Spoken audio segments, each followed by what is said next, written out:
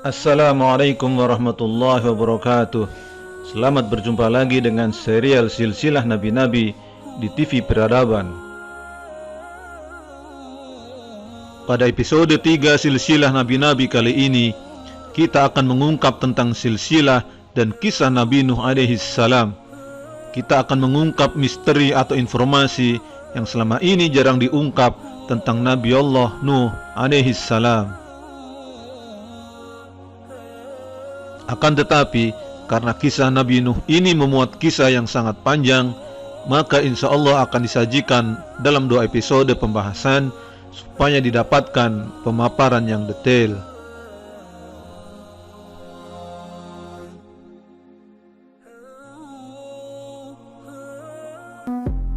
Baru, Emirates Sabun Bidara Body Wash.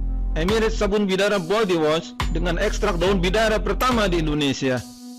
Kandungan ekstrak daun bidaranya berfungsi untuk menyembuhkan jerawat, mencegah penuaan dini pada kulit, dan menghaluskan kulit kering.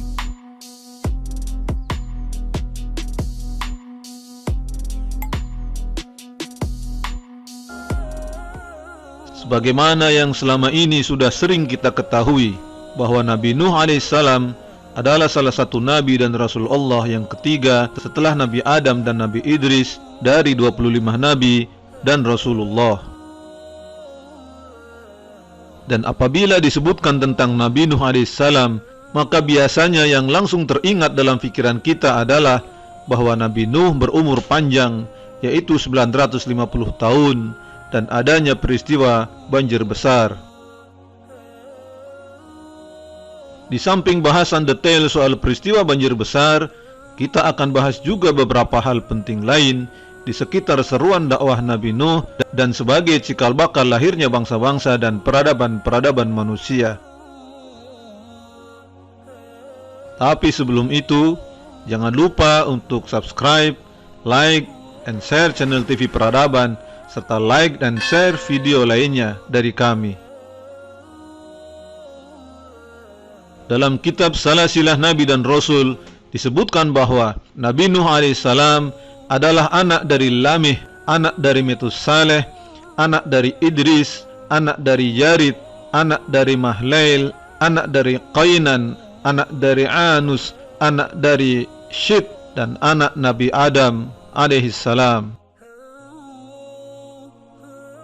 Jadi, Nabi Nuh adalah keturunan atau generasi ke-10 dari Nabi Adam alaihissalam, sebagaimana juga disebutkan dalam riwayat Ibnu Abbas bahwa Nabi Nuh diutus sebagai Nabi adalah generasi ke-10 dari Nabi Adam. Nabi Nuh alaihissalam dikaruniai umur yang panjang oleh Allah subhanahu wa ta'ala, yaitu selama 950 tahun, sebagaimana Allah firmankan dalam Al-Quran surat Al-Ankabut ayat 14. A'udzu billahi minasyaitonir rajim. وَلَقَدْ أَرْسَلْنَا نُوحًا إِلَى قَوْمِهِ فَلَبِثَ فِيهِمْ أَلْفَ سَنَةٍ إِلَّا 50 عَامًا فَأَخَذَهُمُ الطُّوفَانُ وَهُمْ ظَالِمُونَ. Dan sungguh kami telah mengutus Nuh kepada kaumnya, maka dia tinggal bersama mereka selama 1000 tahun kurang 50 tahun. Kemudian mereka dilanda banjir besar, sedangkan mereka adalah orang-orang yang zalim.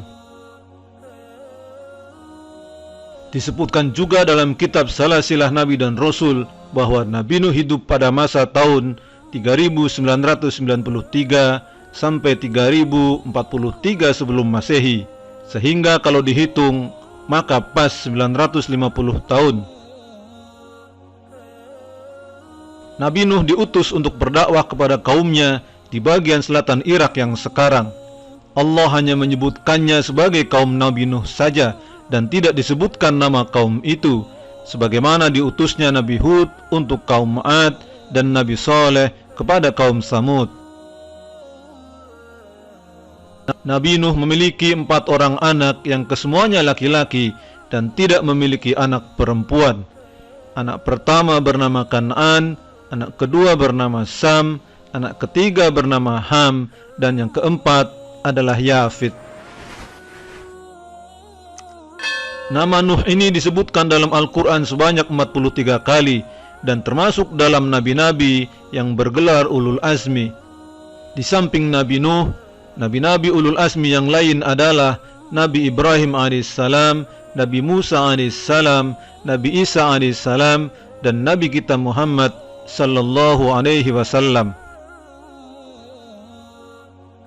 Nabi Nuh alaihissalam adalah Rasul pertama yang diutus Allah untuk memerangi kesyirikan, sehingga seorang ulama salaf yang bernama Ibnu Jarir menyebutnya sebagai Rasulullah yang pertama. Maksud yang pertama di sini adalah pertama menumpas kesyirikan, karena mulai di zaman Nabi Nuh inilah mulai maraknya penyembahan terhadap patung-patung. Nama-nama Tuhan-Tuhan dari patung tersebut sebagaimana disebutkan dalam Al-Quran surat Nuh ayat 23, yaitu Wad, Suwa', Yagus, Ya'uq, dan Nasr. Setelah sekian lama mendakwai kaumnya supaya kembali kepada menyembah Allah Subhanahu wa taala, akhirnya Nabi Nuh merasa malu kepada Allah, kesal dan berputus asa dengan kaumnya yang membandel. Rasa malu, kesal, dan berputus asa ini disebabkan, yang pertama, Nabi Nuh sudah diberi umur panjang hingga 950 tahun, yang juga berarti masa diutus kenabiannya juga pasti ratusan tahun, tetapi yang menyambut seruan dakwahnya hanya 83 orang saja. Bahkan, istri dan anak pertama Nabi Nuh menentang dakwahnya, sehingga kalau dikurangi dengan 3 anaknya, maka di luar keluarganya yang menerima dakwahnya hanya 80 orang saja. Sebab yang kedua, karena Nabi Nuh menggunakan senjata yang pasti dikabulkan oleh Allah untuk para nabinya, yaitu doa. Nabi Nuh telah mendoakan untuk kaumnya yang kafir dan menolak seruannya supaya dihancurkan oleh Allah, sebagaimana disebutkan dalam surat Nuh ayat 26. وَقَالَ نُوحُ رَبِّ لَا تَذَرْ عَلَى الْأَرْضِ مِنَ الْكَافِرِينَ دَيَّارًا. Dan Nuh berkata, "Ya Tuhanku, janganlah engkau biarkan seorang pun di antara orang-orang kafir itu tinggal di atas bumi." Dan sebab yang ketiga, istri dan anak pertamanya pun tidak percaya dan tidak menerima seruan dakwahnya, sehingga melawan Nabi Nuh. Hal ini menandakan bahwa hidayah itu adalah mutlak menjadi urusan dan kekuasaan Allah dan bisa masuk kepada siapa saja serta dicabut dari siapa saja, sehingga tidak otomatis kalau keturunan orang baik, otomatis anaknya akan menjadi baik dan sebaliknya. Dalam tafsirnya, Ibnu Katsir merujuk pada surat Al-Baqarah ayat 113 menyebutkan bahwa Ibnu Abbas menyebutkan bahwa Nabi Nuh adalah generasi ke-10 dari Nabi Adam, dan selama itu umat manusia selalu dalam kesatuan. Hanya saja saat tiba masa Nabi Nuh, umat manusia mulai terpecah belah. Dan apa saja yang menyebabkan kaum Nabi Nuh itu terpecah belah? Sebelumnya, sejak zaman Nabi Adam, belum pernah ada praktek kesyirikan di tengah umat manusia. Kalau kezaliman barangkali ada, tetapi kemusyrikan belum pernah ada sebelumnya. Mereka menyembah berhala bernama Wad, Suwa', Yaghus, Ya'uq, dan Nasr. Ibnu Jarir At-Tabari menyebutkan bahwa nama-nama berhala tersebut diambil dari nama-nama orang soleh yang hidup pada masa antara Adam dan Nuh.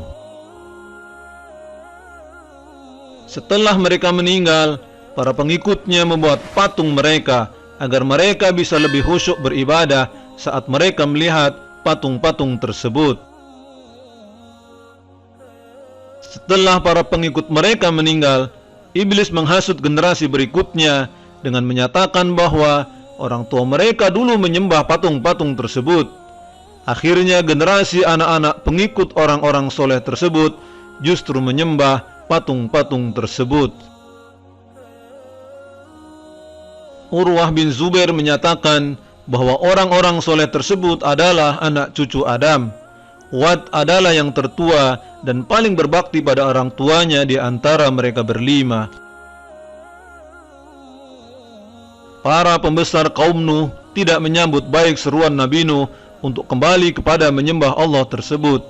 Bahkan kemudian Nabi Nuh dianggap sesat, pendusta dan gila. Selain menuduh Nabi Nuh berusaha mendapat kedudukan tinggi melalui dakwahnya, mereka berdalih bahwa utusan Allah harusnya malaikat, bukan manusia biasa seperti Nuh. Mereka digambarkan menutupkan jari ke telinga dan menutupkan baju ke wajah sebagai bentuk penolakan. Lebih lanjut, mereka juga membalas dengan seruan agar orang-orang tetap terus menyembah berhala, sehingga mereka menyesatkan banyak orang. Mereka juga mengancam akan merajam Nuh jika dia tidak berhenti berdakwah. Sasaran celaan kaum Nuh tidak hanya ditujukan kepada pribadi Nuh saja, tetapi juga para pengikutnya. Para pengikut Nuh adalah orang-orang yang dianggap hina oleh para pembesar tersebut. Para pembesar kaum tersebut berjanji akan mendengarkan seruan Nuh jika Nuh mengusir pengikutnya yang dari kalangan papa tersebut. Tetapi Nuh menolak tawaran tersebut. Penentangan dari kaum Nuh juga diwariskan kepada generasi setelahnya. Para penentang Nuh akan memerintahkan anak-anak mereka yang sudah balik agar ikut memusuhi dan menentang Nuh, sehingga orang-orang kafir ini melahirkan generasi yang kafir pula. Lebih jauh, mereka juga menantang agar Nuh benar-benar mendatangkan azab yang selalu diperingatkannya jika mereka tetap tidak beriman. Setelah berdakwah sekian lama, tapi hanya sangat sedikit yang menerima ajakan Nabi Nuh, akhirnya Nabi Nuh kemudian meminta pertolongan kepada Allah atas penolakan kaumnya. Dalam Al-Quran surat Asy-Syu'ara ayat 117-118 disebutkan, dia Nuh berkata, "Ya Tuhanku, sungguh kaumku telah mendustakan aku, maka berilah keputusan antara aku dengan mereka, dan selamatkanlah aku dan mereka yang beriman bersamaku." Allah kemudian memerintahkan Nuh agar membuat bahtera, karena Allah akan mendatangkan air bah yang akan menenggelamkan orang-orang kafir. Alkitab menyebutkan bahwa Allah memerintahkan Nuh untuk membuat bahtera tersebut dari kayu ghafir. Bahtera tersebut memiliki panjang 300 hasta, lebar 50 hasta, dan tinggi 30 hasta. Bahtera tersebut juga memiliki 3 tingkatan. Al-Quran tidak menjelaskan secara rinci mengenai bahtera Nuh. Ada ulama yang berpendapat bahwa bahtera tersebut terbuat dari pohon jati, sedangkan Ibnu Katsir menyatakan terbuat dari pohon sanabur. Sebagian ulama menyatakan bahwa Allah memerintahkan Nuh menanam pohon sebagai bahan bahtera. Nuh kemudian menanam pohon dan menunggunya sampai siap untuk ditebang. Sebagian ulama berpendapat bahwa Nuh menunggu selama 40 tahun. Sebagian lain berpendapat sampai 100 tahun. Al-Quran menjelaskan bahwa saat Nuh membuat bahtera, para pemuka kaumnya mengejek Nuh. Nuh membalas bahwa dia akan membalas ejekan mereka kelak. Setelah usai, Nuh diperintahkan membawa binatang-binatang ke bahtera secara berpasangan, jantan dan betina. Alkitab merincikan bahwa binatang yang tidak haram dan burung diambil 7 pasang yang ikut dimasukkan ke dalam bahtera, sementara binatang yang haram diambil 1 pasang. Disebutkan juga bahwa tingkatan bawah bahtera diisi binatang melata dan hewan buas, bagian tengah untuk manusia, dan bagian atas untuk burung. Setelah bahtera itu dibuat dan tanda banjir besar bakal datang, Nuh memerintahkan pengikutnya untuk naik ke kapal. Perlahan air bah pun mulai menenggelamkan daratan. Allah berfirman dalam Al-Quran surat Asy-Syu'ara ayat 119 sampai 120. Fa'anjaynahu wa man ma'ahu fil fulkil mashhun, thumma aghraqna ba'dul baqin. Kemudian kami menyelamatkannya, Nuh dan orang-orang yang bersamanya di dalam kapal yang penuh muatan. Kemudian setelah itu kami tenggelamkan orang-orang yang tinggal. Dalam orang-orang yang ditenggelamkan itu termasuk istri dan anak pertama Nabi Nuh, yaitu Kan'an yang durhaka. Nabi Nuh sempat mengajak Kan'an naik ke atas kapal, tapi ia menolak dan yakin dapat selamat dari air bah tersebut. Setelah hampir 6 bulan terombang-ambing dalam banjir besar, kapal Nabi Nuh akhirnya mendarat tepat pada hari Asyura, yaitu tanggal 10 bulan Muharram. Kemudian berpuasalah Nabi Nuh di hari itu sebagai ungkapan syukur kepada Allah. Nabi Nuh juga memerintahkan kepada semua penumpang untuk ikut menunaikan puasa sebagai tanda rasa syukur kepada Allah.